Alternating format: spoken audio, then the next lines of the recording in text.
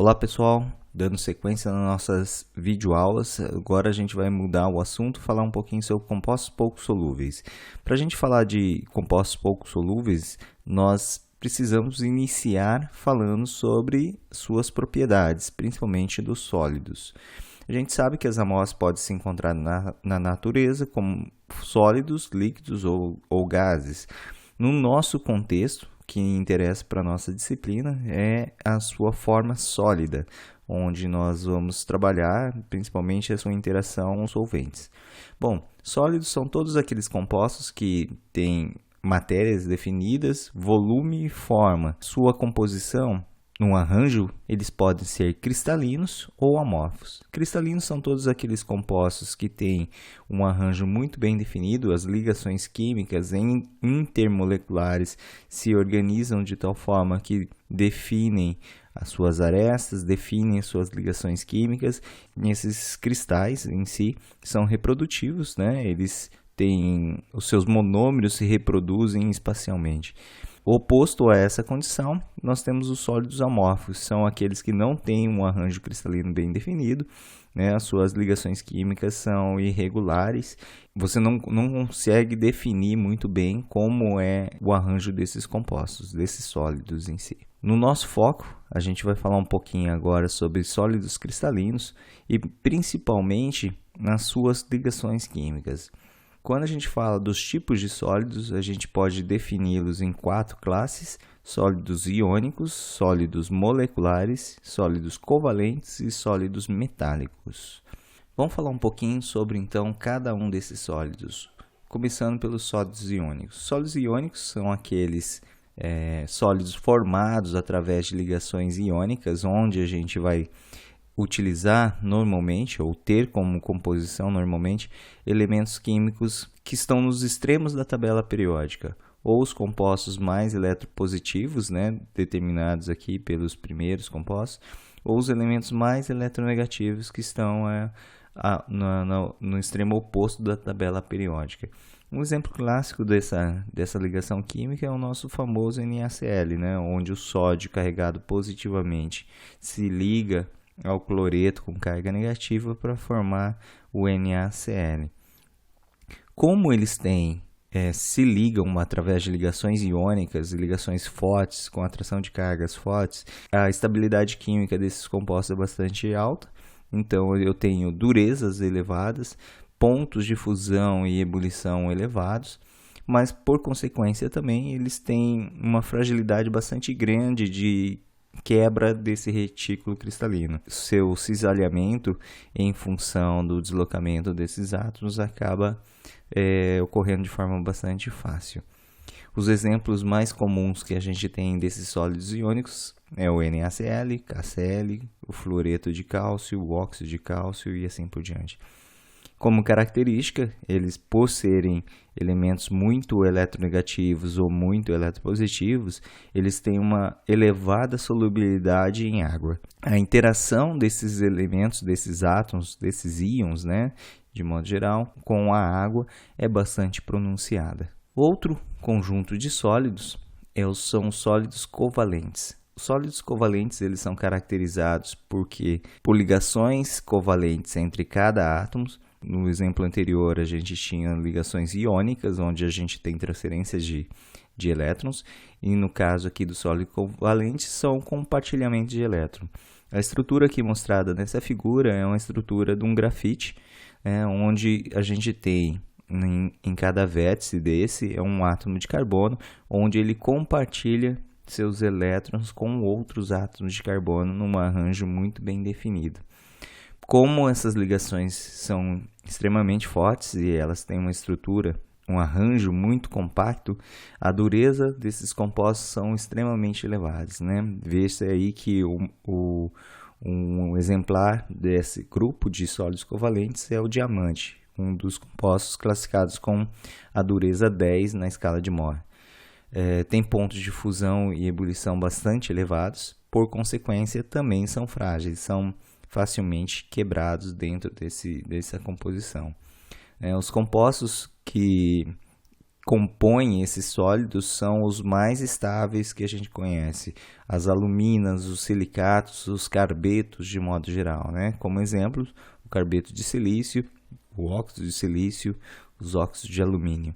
A estabilidade química deles é bastante elevada. Por consequência também, por essas ligações serem bastante estáveis, eles têm uma solubilidade muito baixa. Praticamente todos os sólidos covalentes são insolúveis em meio aquoso e mesmo em meio ácido tem uma dificuldade muito grande de serem dissolvidos. Um outro conjunto de sólidos são os sólidos moleculares. Aqui ele se diferencia um pouco dos anteriores, onde eu tenho moléculas onde se ligam através de ligações covalentes e essas moléculas interagem com outras moléculas fazendo ligações de atração de carga. Nesse caso aqui, uma molécula de celulose, onde a gente vê que a ligação química entre uma molécula e outra ocorre aqui através de pontos de hidrogênio, ou ligações de Van der Waals. Essa interação entre essas atrações de cargas entre esses grupos polares acaba fazendo com que essas ligações sejam um pouco mais fracas do que as anteriores que a gente viu. Então isso faz com que eles tenham um arranjo com uma estruturação um pouco mais fraca, né? Então, normalmente esses sólidos são moles e os pontos de fusão e ebulição, comparativamente aos anteriores, eles são baixos. A gente tem aqui uma interação entre as moléculas através de atrações de cargas e nas ligações químicas da molécula, ligações covalentes. Então, quando a gente coloca uma molécula dessa em água, por exemplo, essas ligações intermoleculares são facilmente rompidas, mas as moléculas permanecem na sua estrutura original, né? Então, por exemplo, eu pego sacarose. O cristal de sacarose é facilmente desfeito, mas a sacarose, a molécula por si só, permanece intacta. Exemplos de sólidos moleculares, que eu já até comentei aqui, a sacarose, a celulose, mas também a gente tem aí os polímeros, e dentro dos polímeros a gente enquadra os plásticos, as proteínas, vários compostos formados por biomoléculas aí se classificariam dentro desses sólidos, desse tipo de sólidos moleculares.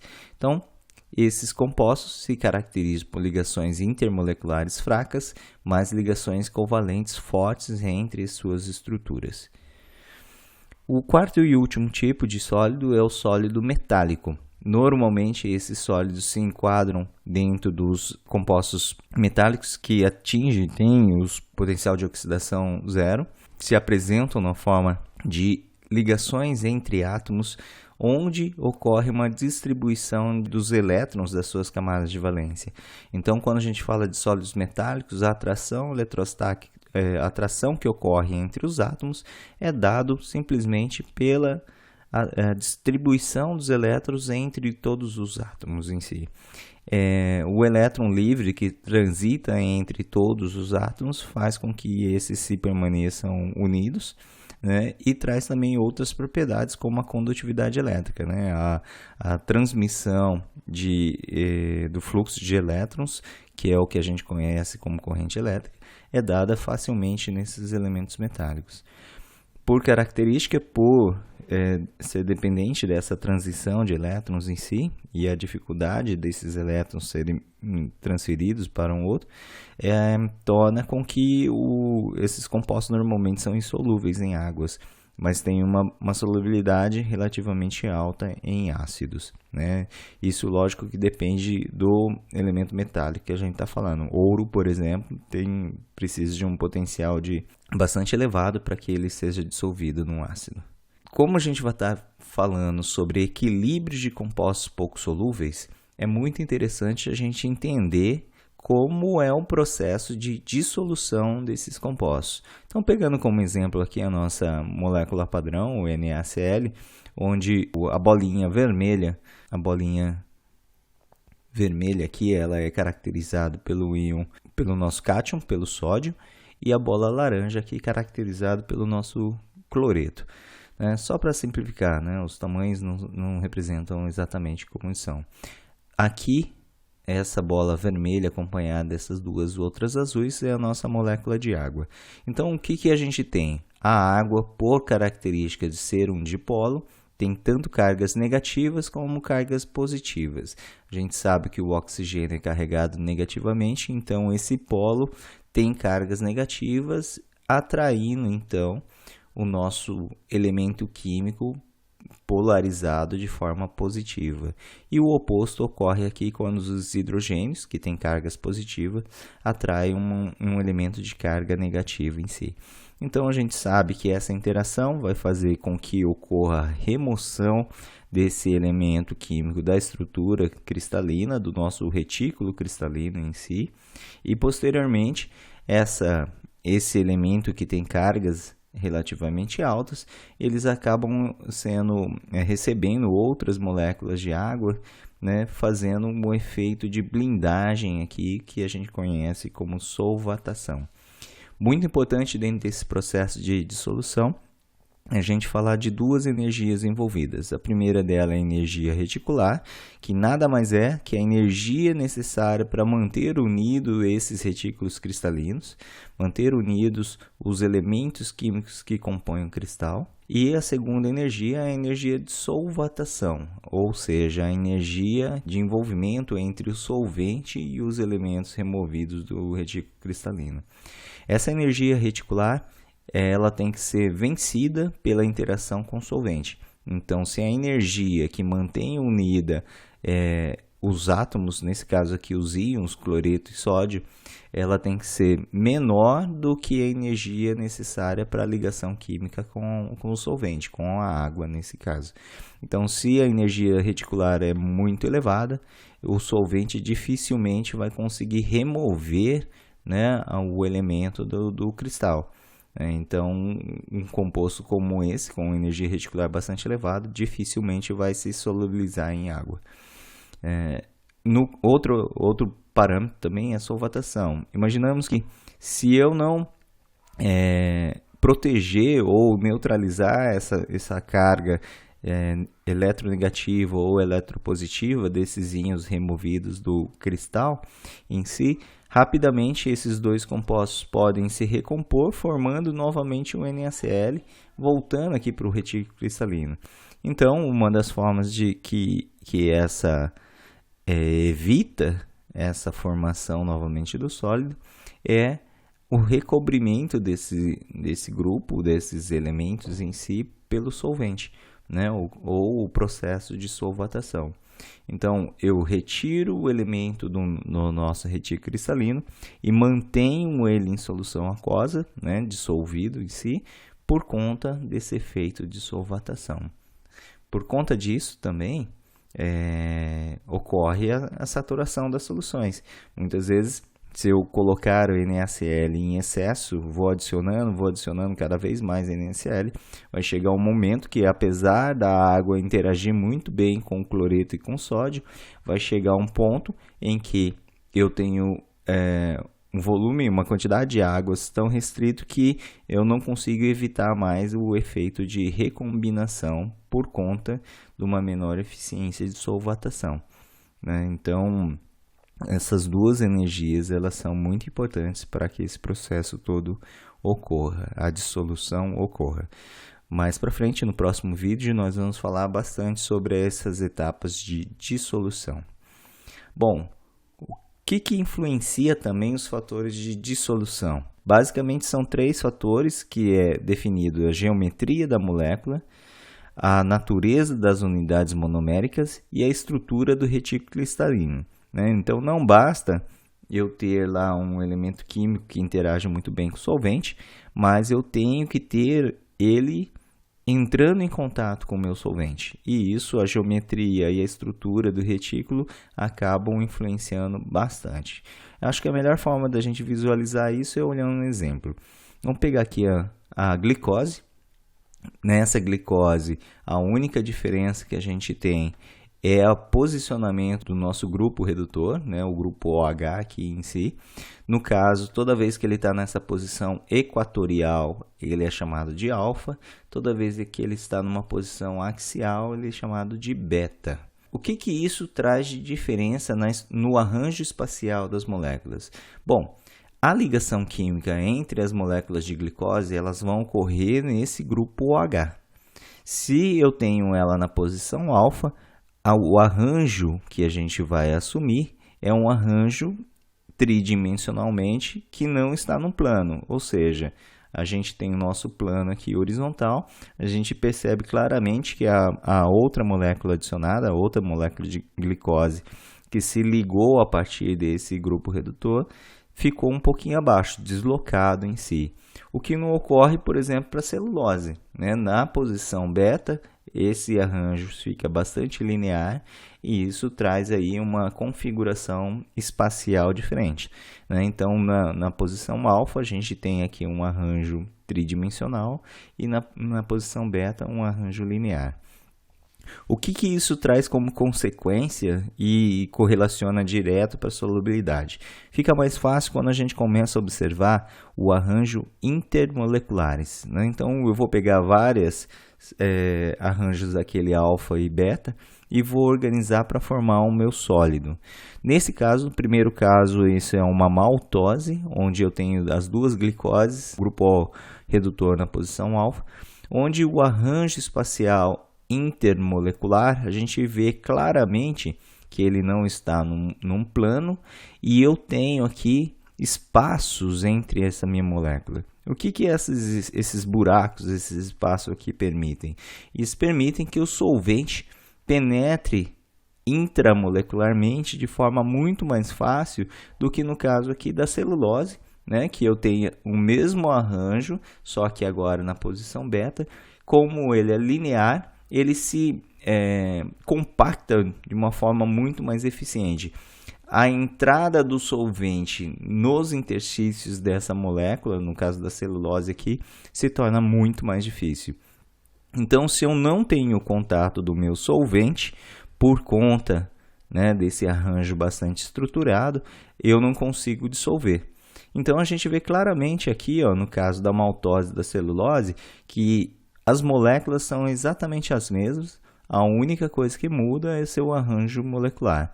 Então, no caso, quando a gente está falando da maltose, ele é totalmente solúvel em água. Eu coloco isso em água, os cristais, né, de maltose são desfeitos rapidamente. Já a celulose, a gente sabe que isso não ocorre, né? Normalmente a celulose, as reações vão ocorrer superficialmente a esse sólido, né? E posteriormente, conforme o grupo mais externo vai sendo solubilizado, os mais internos vão sendo expostos novamente. Então, a celulose não é que ela não vai se solubilizar, mas ela vai demorar muito mais tempo para que isso ocorra, né? A gente sabe que se colocar um pedaço de madeira na água vai demorar aí, muitas vezes, séculos para poder dissolver totalmente, né? Já os açúcares, a sacarose, a maltose, aqui como no nosso exemplo, isso ocorre rapidamente.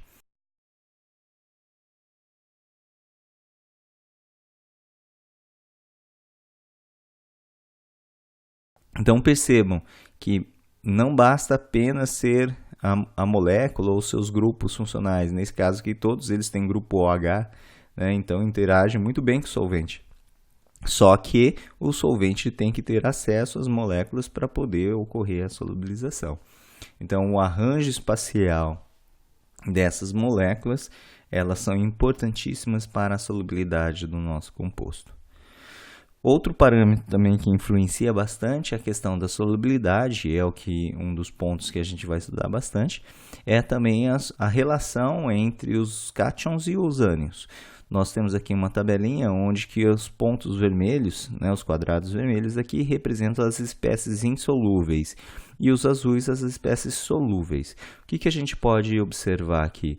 Que nos quadrantes em que a gente tem espécies tanto catiônicas como aniônicas monovalentes, a grande maioria são de elevada solubilidade, ou elas têm uma solubilidade alta, né? Conforme a gente vai aumentando a valência dessas espécies, né? Então passando de mono para di para trivalente, a gente percebe claramente que essas espécies passam a ser insolúveis. A mesma coisa acontece aqui com os nossos ânions, né? Passando de di para trivalente, a gente tem aqui um grupo que tem uma solubilidade bastante baixa, né? Então, quando a gente está falando de solubilidade, a gente olha para os nossos elementos químicos. Então, se eu quero classificar, né, eu vou olhar para o raio iônico. Quanto menor o raio iônico, mais insolúvel vai ser meus compostos, né? E assim como as valências. Quanto maior for a valência, né, trivalente, tetravalente e assim por diante, mais insolúvel vai ser esses compostos. Então, se eu quiser classificar um composto em função da sua solubilidade, observem o raio iônico, sua valência e seus arranjos espaciais e estruturais que ele vai assumir, certo? Continuaremos na próxima aula com mais de equilíbrio de compostos pouco solúveis, falando agora sobre solubilidade. Então é isso, até mais, pessoal.